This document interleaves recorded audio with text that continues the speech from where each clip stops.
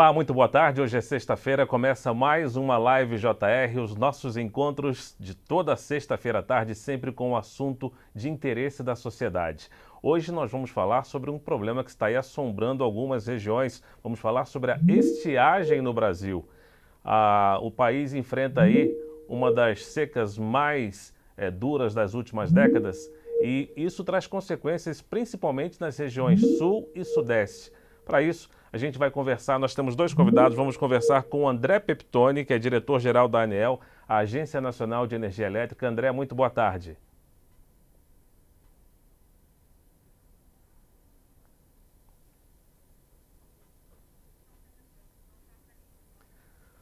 A gente está com um problema técnico aqui com o sinal do nosso convidado. Vamos, enquanto isso, apresentar a nossa querida colega jornalista e apresentadora da Previsão do Tempo no Jornal da Record, Lidiane Sayuri. Lidiane, muito boa tarde, seja bem-vinda. Boa tarde, Fara. Boa tarde para todo mundo que nos acompanha. É um assunto realmente bastante importante, né? A pior crise aí dos últimos 90 anos e por isso a população tem que ficar bem informada. Acompanhando aí ao longo até do JR essa semana, a série, né? Falando exatamente sobre isso, nós temos a série e hoje essa presença aqui dos nossos entrevistados para debater esse tema. É verdade, nós tivemos uma série de reportagens especiais, estamos apresentando ainda essa série até hoje, sexta-feira, no Jornal da Record, que começa a partir de 5 para as 8 da noite, e a gente está repercutindo essa questão. Tivemos, inclusive, né, Lidiane, um pronunciamento do ministro de Minas e Energia essa semana, que foi ao rádio e à televisão pedir para que os brasileiros racionem da melhor maneira possível o consumo tanto de água quanto de energia elétrica. Então, é um assunto que preocupa bastante. E a gente lembra que a nossa live está sendo transmitida pelas redes sociais do Jornal da Record, também da Record TV Oficial e no nosso portal r7.com. Você pode enviar as suas perguntas, as suas dúvidas para os nossos convidados, que nós vamos retransmitir essas perguntas e eles responderão na medida do possível. A Live JR, você já sabe também, é retransmitida a partir das 6h10 na Record News, o nosso canal de notícia. Lidiane, pelo que você tem acompanhado, pelo que você tem apresentado no Jornal da Record, o que a meteorologia pode nos explicar sobre essa estiagem tão intensa que a gente tem enfrentado? Olha só, Fara, nós estamos num período que eles chamam na meteorologia de neutralidade. Saímos do Laninha e estamos agora com um período de neutralidade ainda com um resquício do Laninha. O que isso significa na prática, né? Nesse momento, nesses meses de inverno, ter Laninha significa que teremos aí um ventinho jogando as frentes frias para o oceano. Sem frente fria passando aqui em cima do Brasil, não temos chuva, que é realmente isso que causa muita preocupação. Os meses de inverno já são secos por natureza. Com esse fenômeno atuando em cima do Brasil, a tendência é realmente de uma piora. E é por isso que a nossa preocupação fica ainda maior. Estamos na crise hídrica, com um restinho aí, neutralidade com um restinho de Laninha, então o prognóstico não parece favorável, isso pelo menos até o verão, né? Até o final do ano, onde realmente aí sim isso deve se normalizar. Mas será que será suficiente? A chuva que a gente vai receber no próximo verão, será que vai ser suficiente para recuperar essas bacias que foram bem devastadas aí com esses últimos meses? É esse realmente o grande mistério de tudo isso.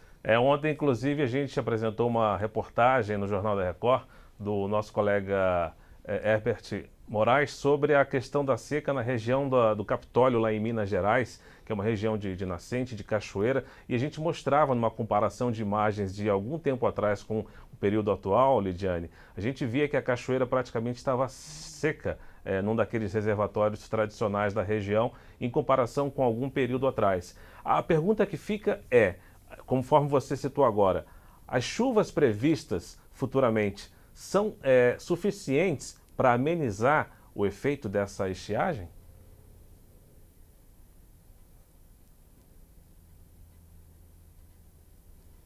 Boa tarde. O nosso convidado já está no ar, é Giovanni Dolif. Giovanni, boa tarde, tudo bem? Boa tarde, tudo bem? Boa tarde a todos. Giovanni, a pergunta que fica aqui agora, você que é meteorologista e coordenador geral aí, substituto de operações e modelagens do CEMADEM, a pergunta que fica é a seguinte: Como o país pode se precaver para essa questão da estiagem e quais são as previsões mais otimistas que você tem? Boa tarde, seja bem-vindo. Boa tarde, Luiz. Boa tarde, Lidiane. Boa tarde a todos. Olha, as previsões não são muito otimistas.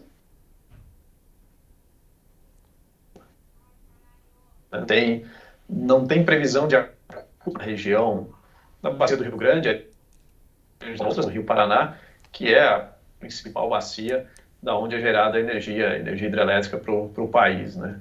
Então a gente está no início do período seco, né, já indo para o meio, né? O período seco começa lá em abril, a gente está avançando no período seco e a curto prazo. Então, nesse período de estiagem, é importante fazer uma boa gestão dessa água, porque do céu não tem previsão a curto prazo.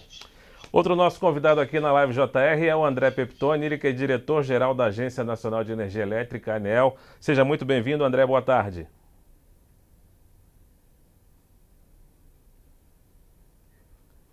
André, eu acho que o seu telefone está no mute, está mutado. Vamos ver se você consegue abrir o microfone. Opa, perdão, boa tarde, Luiz. Cumprimento a Lidiane, saúdo, Giovanni, boa tarde a todos.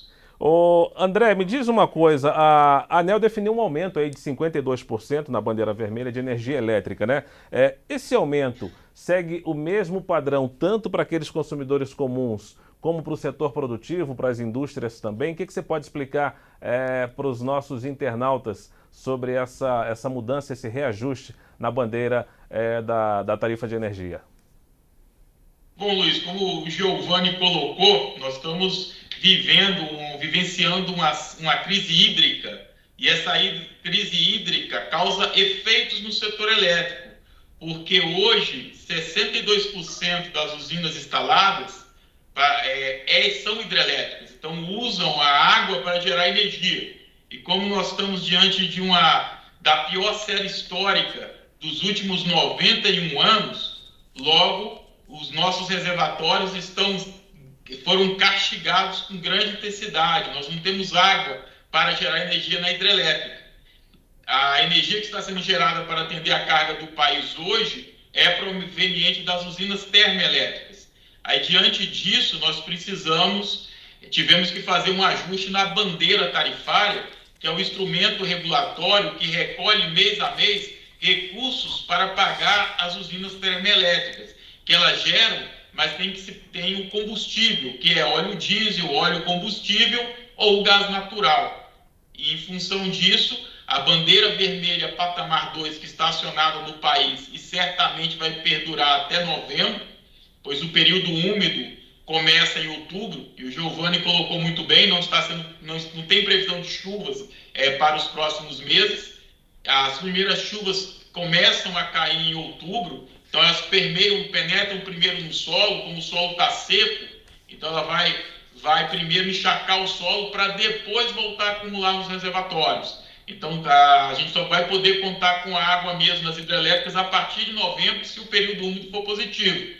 Então, até lá, pelo menos em julho, agosto, setembro, outubro e novembro, pelos próximos 5 meses, as usinas térmicas vão funcionar para atender o país.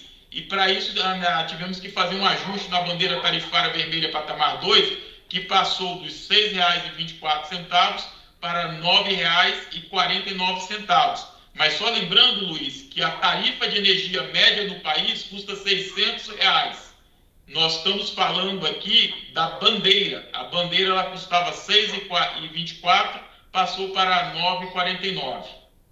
Eu até aproveito o gancho aí nessa resposta, André, para te fazer o seguinte questionamento. Já nos últimos anos, os reservatórios vêm apresentando uma redução aí no nível deles. Como é que o senhor interpreta, então, agora essa crise hídrica? O que foi feito para que a gente não chegasse a esse ponto? Lidiane, de fato, nós estamos vivendo essa crise hídrica desde os últimos 7 anos. Como disse, o setor elétrico mede a série de vazões desde 1931. Há 91 anos fazendo essas medições. E há 6 anos consecutivos, o período úmido do país é abaixo da média histórica. Então, chove menos do que choveu na média dos últimos 91 anos. E agora, no 7º ano, fomos surpreendidos com a série histórica mais drástica ainda. Então, ela é a pior de todo o período. Outro ponto, uma discussão que estamos travando com a sociedade, que é sobre reservatório e hidrelétricas. As últimas hidrelétricas que foram construídas com reservatórios foi até 2000. Desde 2000 não se constrói mais hidrelétrica com reservatório. A linguagem técnica do setor chama-se usina fio d'água, ou seja, ela gera de acordo com a vazão do rio. E isso traz uma complexidade para a operação do sistema, porque essas usinas não são mais despacháveis, elas funcionam de acordo com a vazão do rio. Nós estamos perdendo a nossa capacidade de reservar água para uso plurianual, em períodos de secas. Então, das usinas que têm reservatórios, que são aquelas que foram construídas anteriormente a 2000, a última vez que esses reservatórios estiveram cheios foram em 2011. A partir de 2012, começamos um deplecionamento desses reservatórios e a gente observa o sistema sul-sudeste hoje com 29% de armazenamento. Então, nós tivemos duas consequências nesse sentido. De 2000 para cá, diante de um forte programa do governo federal, nós diversificamos a nossa matriz elétrica. Então, não dependemos mais apenas das hidrelétricas. Foram instaladas outras usinas, as térmicas, as eólicas e, mais recentemente, as usinas solares. Então, o sistema ficou diversificado. Quando lá em 2000 nós dependíamos 85% das hidrelétricas, hoje dependemos apenas de 62%. Então, nossa matriz é renovável. Os países membros da OCDE possuem uma matriz 25% renovável. No Brasil, é 85% renovável.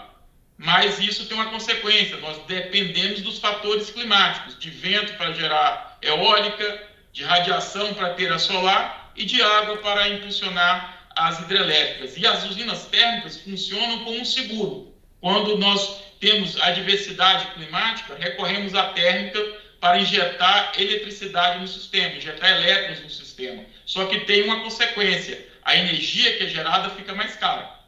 Ô Giovanni, o André falou agora há pouco aí sobre a questão do período úmido, que nos últimos anos tem sido bem abaixo do normal. Como é que a meteorologia explica essa questão? O que está acontecendo? E eu quero saber se tem uma perspectiva de melhora a curto prazo. Olha, Luiz, como o André comentou, né, depois que a gente teve aquela crise lá por volta de 2004, os reservatórios não conseguiram mais se recuperar. Então, teve ano em que choveu um pouquinho mais, e aí subiu um pouquinho, mas nunca voltaram ao patamar anterior, né? Isso por conta da chuva, que realmente, depois daquele ano, não tivemos uma temporada de chuva satisfatória, dentro do normal, dentro da média. Ficou sempre abaixo da média, né? Temporada de chuva que vai ali começa em outubro e vai até por volta de março, né?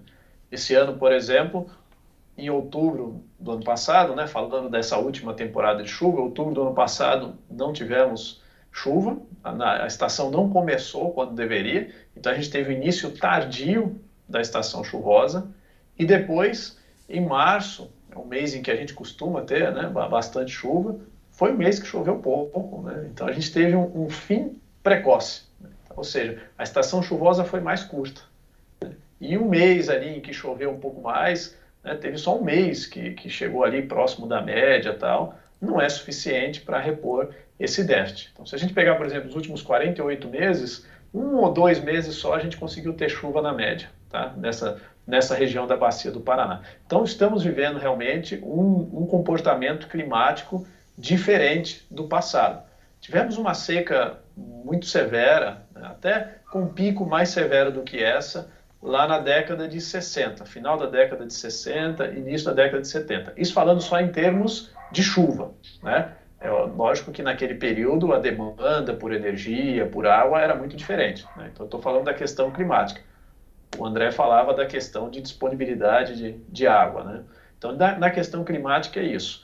Bom, o que a gente pode esperar disso, né? Até quando vai essa seca, né, de 7, 8 anos, e E será que vai mudar? Será que é o novo normal, né? Ou será que é só uma variabilidade climática? Olha, essa é uma pergunta realmente, Luiz, que a ciência ainda está buscando, viu? A ciência atmosférica ainda não tem uma resposta definitiva para isso. A gente conhece oscilações climáticas multidecadais, né? Como eu citei, 50 anos atrás a gente teve uma seca muito parecida, né? Será que a cada 50 anos a gente tem uma dessa, né? E aí na próxima década vai ser diferente? Então, não temos ainda a capacidade, o conhecimento e a capacidade técnica, matemática, de modelagem computacional para prover para a gente uma previsão confiável numa escala assim decadal, né? Então, a gente tem previsões sazonais. As previsões sazonais mostram para a gente consistentemente, nos últimos anos vem mostrando, sempre chuvas abaixo da média. E não é diferente para essa temporada de seca agora, né? Então, além de ser um período que chove muito pouco, ainda tem previsão de que chova um pouco menos do que essa média que já é pequena, né? Então, a torcida é para que a estação chuvosa comece pelo menos dentro da normalidade, ali por volta do mês de outubro, para que lá para novembro, dezembro, as afluências nos reservatórios, né, quer dizer, a água que começa a escorrer e chegar dentro dos reservatórios aumente, né?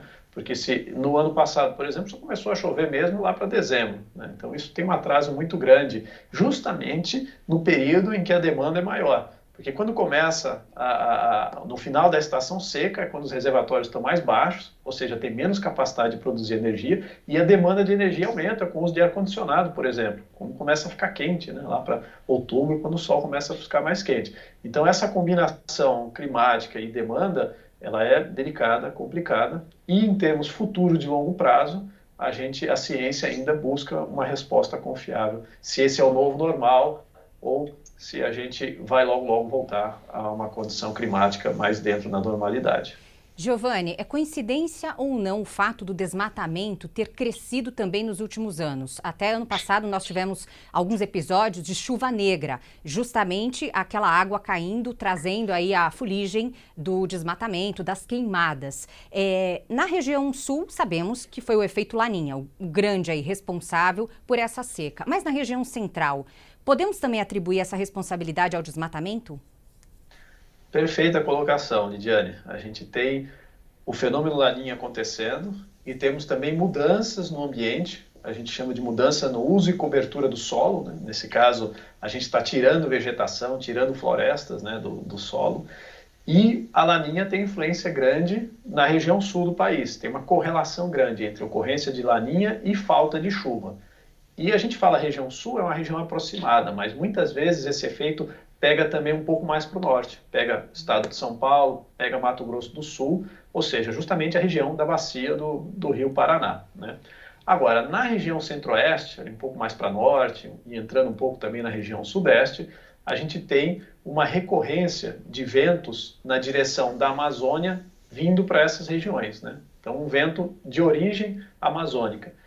Quando você tem bastante floresta na Amazônia, essas florestas evaporam, né? A raiz absorve a água do solo e evapora isso para o ar, e esse vapor é transportado para o centro-oeste, parte do sudeste. Então essas árvores, elas bombeiam água na atmosfera, né? E essa água em forma de vapor vai sendo transportada, né? Tem até um nome específico para esse tipo de processo, a gente chama esses canais de transporte de umidade de rios voadores, né? Pois é, se a gente tem menos árvores, a gente vai ter menos vapor sendo lançado na atmosfera. Então, esses rios voadores vão transportar menos umidade.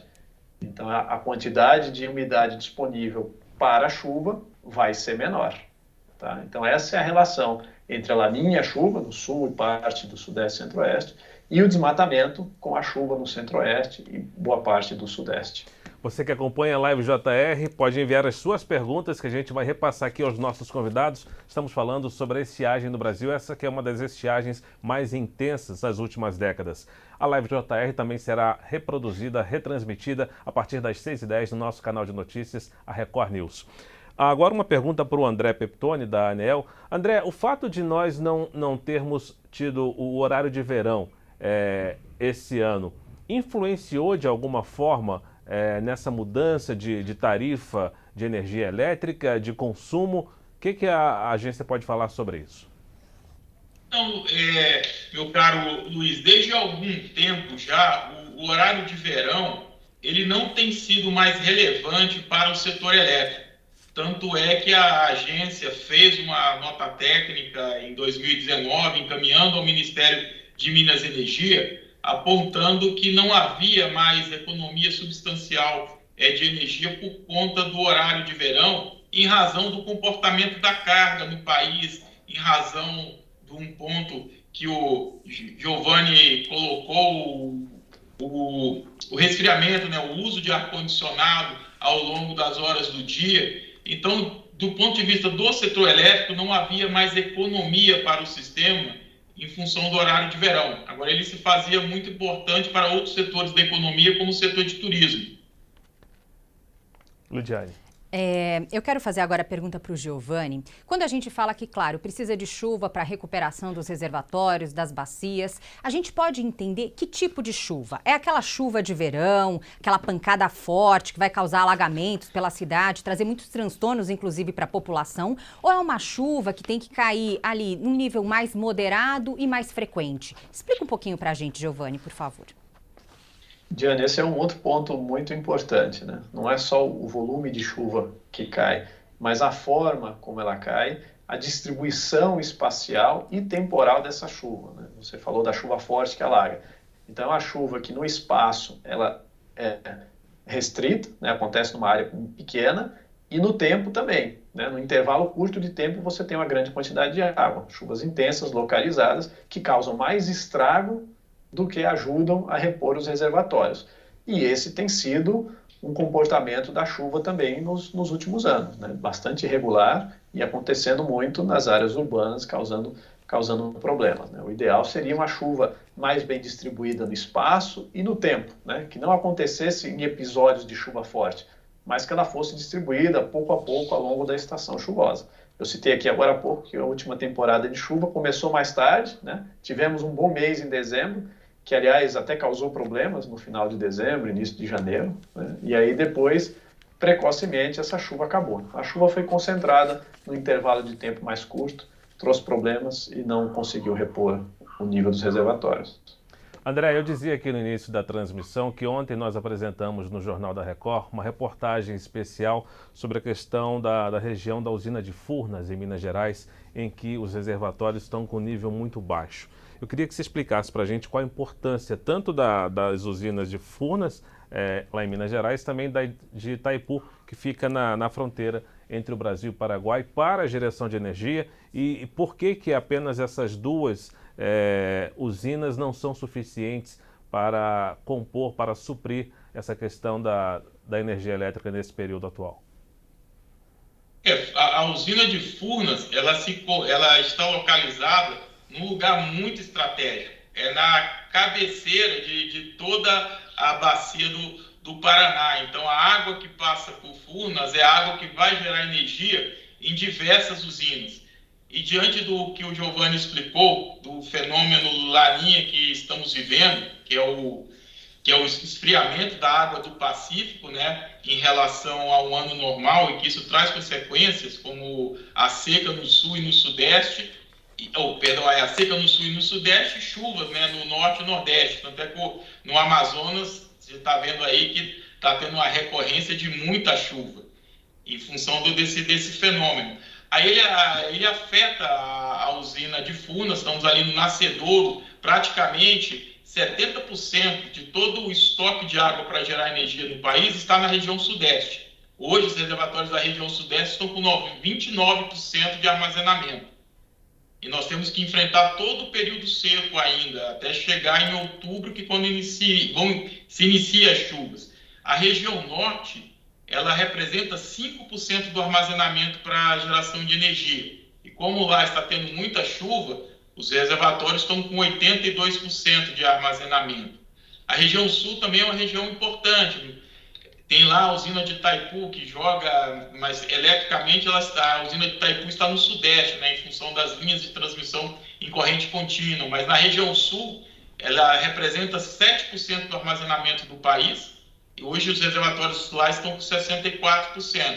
E o Nordeste representa praticamente 17% do armazenamento do país. O sistema ele funciona de maneira interligada. Lá em 2000 nós tínhamos em torno de 69 mil quilômetros de linha de transmissão em alta tensão, em 230 kV. Agora nós temos 165 mil. Então o país está muito mais interligado. As diversas bacias do país estão todas interligadas, dando maior flexibilidade operacional ao sistema. Então a gente consegue deslocar elétrons entre as diversas regiões do país com mais facilidade, fruto dessas, podemos chamar assim, rodovias da energia. A usina de Itaipu, então, a água que gera energia em Furnas, ela vai chegar lá em Itaipu. Itaipu é uma usina fio d'água, é uma usina praticamente sem reservatório. Ela gera a energia da vazão afluente que recebe. Já Furnas não. Furnas é uma usina de cabeceira, tem reservatório. Esse reservatório está deplecionado em função desse período de hidrolicidade adverso que estamos vivenciando, inclusive trazendo dificuldades para o segmento do turismo naquela região, que ali é uma região onde é explorado, né, com bastante intensidade o turismo. Mas o período de hidrolicidade adverso então, tem afetado todo esse ramo da economia, tanto do turismo como no setor elétrico, fazendo com que o sistema seja atendido agora por meio das usinas termoelétricas. Agora, André, nós temos aí, falamos de Itaipu, de Furnas, tem também a hidrelétrica de Marimbondo, que no mesmo período do ano passado operava com 80% da capacidade, hoje opera com 8,27%. E aí vem o receio da população diante de todo esse colapso. O medo do apagão. É possível que a gente tenha uma situação parecida com o que vivenciamos em todo o país aí em 2001, ou ainda o que aconteceu no Amapá? Ou que chegue ao racionamento também, né? Perfeito, mas nós não trabalhamos com nenhum cenário de racionamento. Nós estamos, o governo criou um grupo para enfrentar essa crise hídrica por meio da MP 1055, que foi editada. Inclusive tivemos a primeira reunião dessa Câmara no dia de ontem e estamos com algumas medidas sendo implementadas para ajudar o país a enfrentar esse período. Que estamos numa situação muito diferente de 2000. Primeiro, pelo grau de interconexão do país. Como tive a oportunidade de dizer, naquela época era praticamente 70 mil quilômetros de linha, agora temos 165 mil. Naquela época, tinha assim, 85% da potência instalada eram usinas hidrelétricas, tornando a gente muito dependente do regime de chuvas. Hoje é 62%. A gente reduziu nossa dependência para o regime de chuvas. Agora nós temos que implementar algumas medidas importantes, tanto pelo lado da geração como pelo lado da demanda. Pelo lado da demanda, vamos iniciar uma ampla campanha nacional de uso eficiente de água e energia. Consumir energia de maneira eficiente é mandatório para todos nós, mas agora, em período de escassez, se faz ainda mais necessário. Então, o consumidor tem que ter mais cuidado no uso da energia, não evitar o desperdício por dois motivos. Primeiro, para ajudar a desestressar o sistema, ajudar a natureza e também com reflexo econômico, pagar menos conta de luz ao final do mês. E do lado da oferta, nós estamos potencializando diversas ações para aumentar a geração. Algumas delas passam pelo fato da gente reduzir restrições de vazão em algumas áreas, como, por exemplo, nós temos a região do Rio São Francisco, que precisa, por questões ambientais, ter uma vazão de 1.300 metros cúbicos por segundo. Mas, diante dessa crise que estamos vivenciando, nós precisamos flexibilizar a operação dos reservatórios do Rio São Francisco. Então, ao invés de trabalhar com a vazão de 1.300, trabalhar com a vazão de 800 metros cúbicos por segundo e armazenar água no reservatório. Essa água vai ser importante para que o país use em outubro e em novembro. Essa mesma lógica nos faz também reduzir a restrição de vazão, tanto na usina de Jupiá como na usina de Porto Primavera. Então, nós temos que reduzir a vazão que sai das usinas para guardar água dos reservatórios. Outra medida importante é a redução do calado da hidrovia Tietê-Paraná. Nós estamos tratando já com o governo de São Paulo, com todos aqueles que serão afetados pelo uso da hidrovia, que para se guardar água, vai ter que se reduzir o calado dessa hidrovia. Então, diante de todo esse conjunto de medidas que está sendo estruturado e com o apoio das usinas termoelétricas, que hoje o país está usando todo o recurso termoelétrico disponível por todo o tempo, nós vamos conseguir enfrentar essa crise hídrica que afeta o setor elétrico. Bom, a gente tem uma pergunta aqui da Doris Gomes, que acompanha a live JR pelo Facebook da Record TV. Eu não sei se o André ou o Giovanni podem responder. Ela não explica qual região, mas diz o seguinte: esse ano choveu bastante, teve até que abrir as comportas para esvaziar o reservatório. No caso, será que já secou? De nada adiantou as comportas a esse nível alto de água? Teve alguma região, Giovanni, que as hidrelétricas tiveram que realmente abrir as comportas por conta do alto nível de água? Olha, Luiz, como eu estava dizendo, entre dezembro e janeiro a gente teve alguns episódios de chuva forte, né? Agora, os grandes reservatórios eu não tenho conhecimento de que tenham chegado a encher, né? Possivelmente algum reservatório menor, né, que trabalha a fio d'água, então talvez o André possa responder melhor. André, tem uma pergunta aqui para você também do Antony Lima, que acompanha a live pelo Instagram do portal R7. Ele quer saber o seguinte: já está sendo estudada uma forma de não depender somente de hidrelétricas para o abastecimento de energia da população? Aquilo que você falava aí sobre a diversificação da matriz. Como é que está essa questão energética no país? Perfeito, Luiz. Só antes de responder o Antony, a pergunta anterior, certamente essa pessoa deve viver na região norte do país. No norte do país, de fato, tivemos chuvas intensas, estamos acompanhando com atenção e preocupação o que está acontecendo no estado do Amazonas, né? Está tendo uma grande recorrência de chuvas, mas, como a gente colocou, a região norte representa apenas 5% do potencial armazenado do país. É muito pouco. O grande armazenamento se encontra na região sudeste, 70%, que o reservatório está sofrendo com o efeito da laninha, e os reservatórios estão com 29% de armazenamento praticamente no final do período úmido, que foi em abril. Então nós estamos com os reservatórios da região sudeste com 29% de armazenamento para enfrentar todo o período seco, o que traz dificuldade. Agora, o Antony... André, desculpa, André, deixa eu só emendar mais uma pergunta que acabou de chegar. O Antony já perguntou se tem alguma forma de não depender somente das hidrelétricas. E tem uma pergunta do Marcinho Brito, que acompanha pelo Facebook da Record TV. Ele quer saber qual investimento que tem sido feito no que se refere à energia limpa para o barateamento da energia no Brasil. Você pode responder as duas aí, por favor, do Antony e do Marcinho Brito. Vamos lá. Primeiro, começar dizendo que a ANEEL tem feito um trabalho para desonerar as tarifas no Brasil. Em 2019, a média de aumento tarifário no país foi de 1,6%. Em 2020, no ano seguinte, a média de aumento tarifário no país foi de 3,6%. Agora, em 2021, que nós estamos com esse desafio da crise hídrica e a geração térmica, que vai elevar em aumentos tarifários. A bandeira, por exemplo, aumentou, vai ter um reflexo nesse aumento da bandeira dos 6,24 para o 9,49 no patamar vermelho 2 para cada 100 kWh consumido. Isso vai ter um reflexo na tarifa de 4,9%. Mas a matriz elétrica ela tem sido diversificada ao longo do tempo. Lá em 2001, nós tínhamos 85% de hidrelétricas. Em 2014, esse número caiu para 67%. Agora, em 2021, nós estamos com apenas 61%.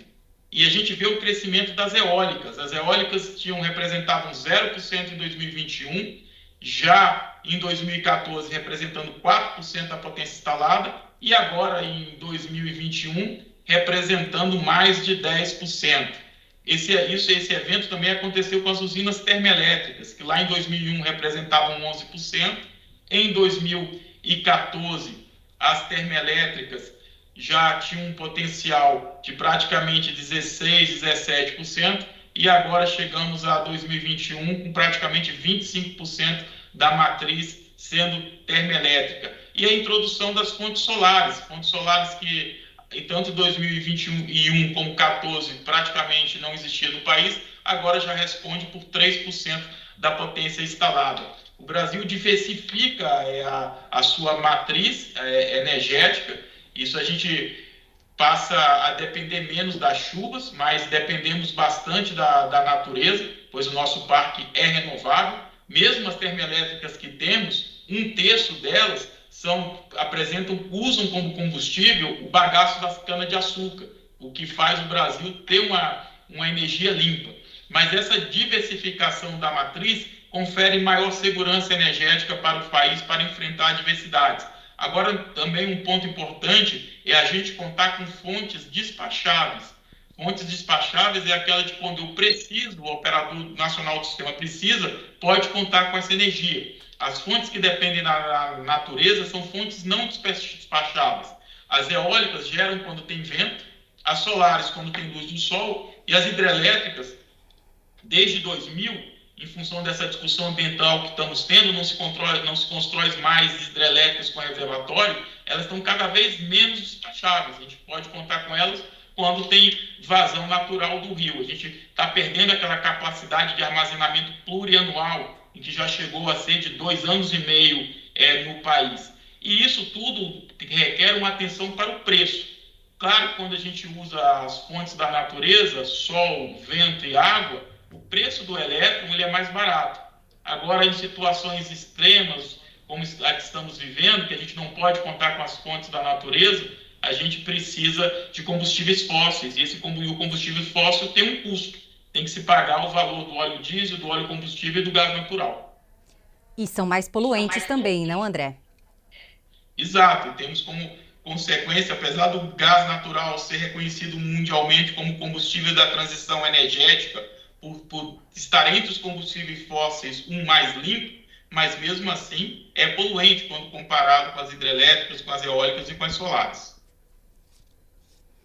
Eu aproveito até para perguntar para vocês dois, André e Giovanni. Quando nós tivemos a crise hídrica em 2014, a população, principalmente aqui de São Paulo, teve que aprender na marra ali a economizar realmente mais água, inclusive.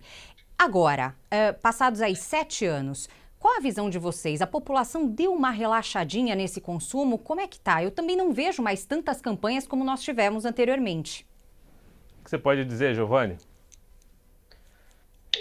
Eu entendo que é natural que as pessoas relaxem, né? A gente costuma ser mais disciplinado durante as crises, né? A necessidade faz com que a gente seja mais disciplinado. Quando não tem essa necessidade, então a gente relaxa um pouco. Eu tenho a impressão que sim, mas agora a gente percebe novamente a necessidade e essa disciplina vai precisar voltar. Verdade, Giovanni. A gente vai precisar do que o consumidor, de fato, fique mais atento e contribua com esse grande apelo do país, contribua com a natureza, porque cada vez que a gente precisa de menos energia, são menos usinas térmicas funcionando, são menos emissões que são lançadas. Uma grande diferença que eu vejo de 2000, 2001 é que o potencial para economizar naquela época era muito maior em função de medidas de eficientização que não tinham sido implantadas. Agora, com boa parte das residências já tendo lâmpadas mais eficientes, chuveiros mais eficientes, geladeiras eficientes, então é cada vez mais difícil a gente conseguir reduzir em grande quantidade o consumo. Então nós temos que adotar as práticas mesmo, como o ar-condicionado, nunca usar abaixo dos 23 graus. Isso reduz o consumo, o banho mais curto e deixar as luzes acesas apenas no ambiente que você está frequentando e desligar dos outros ambientes da residência. Agora, André, vai ter alguma punição para quem se exceder aí no consumo de energia, assim como pode ter também alguma recompensa para quem conseguir economizar? Olha, nós estamos trabalhando com algumas ações pelo lado da demanda. Quando eu falo ações pelo lado da demanda, fornecer algum incentivo econômico para que a grande indústria desloque o seu consumo naquele momento em que o sistema elétrico está bem estressado, as usinas estão todas funcionando, as redes operando na sua capacidade máxima. Então, se a gente conseguir deslocar esse consumo para outras horas do dia, isso é benéfico para o sistema, isso vai fazer com que o país enfrente esse período com mais tranquilidade. Não estamos falando de nada compulsório, mas o Ministério de Minas e Energia, junto com a ANEEL, deverá estar apresentando em breve para a sociedade uma audiência pública dando esse sinal econômico para que se module o consumo, ou seja, aquele processo fabril, aquela indústria que pode deslocar o seu processo produtivo para as horas do dia em que o sistema elétrico esteja menos estressado, terão um estímulo econômico para assim fazer. Giovanni, a gente está falando aqui muito sobre a questão da chuva, do fornecimento de energia. Agora tem uma outra questão também que está chamando a atenção de muitos brasileiros, que é a questão do clima, do frio. Aquele frio intenso na região sul, temperaturas negativas. Aqui em São Paulo, muito frio também, no centro-oeste. Rio de Janeiro, o pessoal teve que tirar casaco do armário aí porque chegou a 18, 19 graus. O que explica essa onda de frio? É normal nesse período? Olha, Luiz, a gente está no inverno, né? Então é a época de a gente ter as ondas de frio. Mas essa realmente foi um pouco além do que a gente está acostumado. Uma das explicações é o fato de que a gente não tinha tido durante o outono nenhuma onda de frio um pouco mais forte. A gente teve uma temperatura que foi gradativamente diminuindo ao longo do outono. A gente teve temperaturas amenas, que se você fizer a média, fica acima da média. Então, o que acontece no planeta? Se você não alivia um pouco o frio dos polos, esse frio vai se concentrando lá. E uma hora, isso aí tem o que a gente chama de uma erupção de ar frio, né?